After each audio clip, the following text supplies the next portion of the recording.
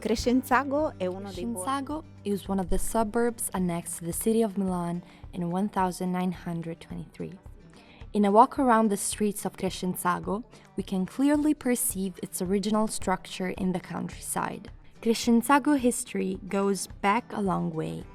Traces discovered in the Catabrega Cascina date from 1200 BC, testifying that a settlement was already present in the area at the time. This territory is very fertile, and the waters of the river Lambro flow through it. Plinio mentioned it in his Naturalis Historia, and it generated the forest of Crescenzago, parts of which still remain in what is now called the Lambro Park. Crescenzago spread over quite a large territory.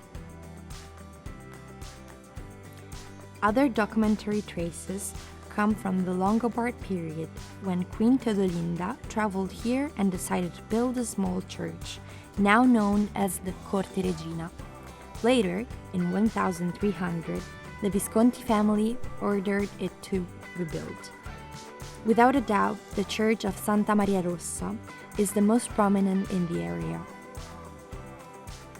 During the reconstruction work in 1920, some traces of an ancient church erected prior to the 10th century were found and restored.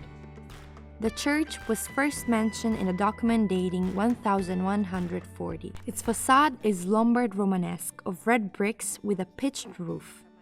It was reconstructed in 1922.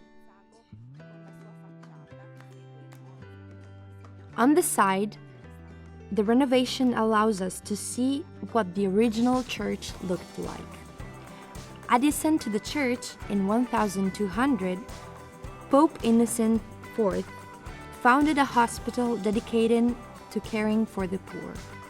This building has survived, although since in 1400 it has no longer been used as an hospital.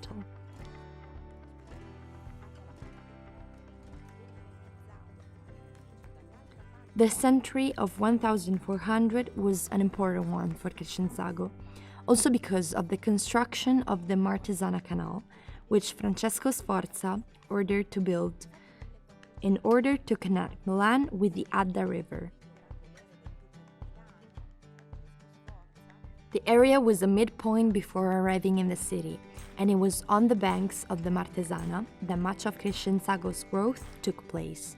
For this reason, it has often been called the Crescenzago Riviera. Many villas were built along the banks of the canal, which later became summer houses for important people in Milan.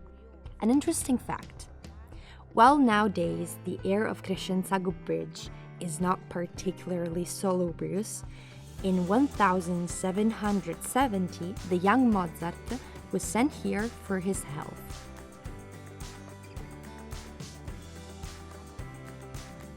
The villas lining in the canal path alternate with other historical spaces where we can see how the canal was used for transporting goods and people, irrigating the surrounding fields, and powering the hydraulic wheels of the many activities in the area.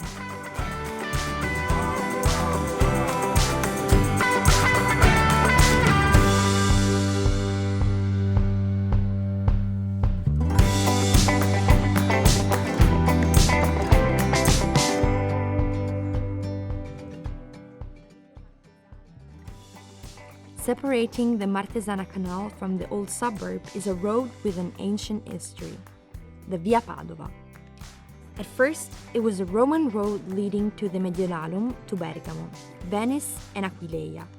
Then, during 1700s, under Austrian rule, it was transformed into the Strada Postale Veneta, a vital artery connecting Milan to Venice.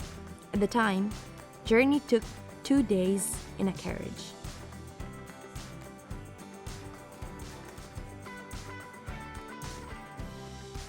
Via Padova also became an experimental site for public transportation. Horse-drawn carriages gave way to the SAO, an Animus Omnibus Society, tramway company, which around the end of 1800s inaugurated public transportation connecting Crescenzago to Milan, and still later to steam coaches, and so on. One of Crescenzago's most important villas was the Villa Lecchi, built in the late 1700s. In 1815, the Austrian emperor spent a night there on his way back to the Congress of Vienna. It now houses two important associations active in the area, Villa Pallavicini and Amici, Casa, della, Carità.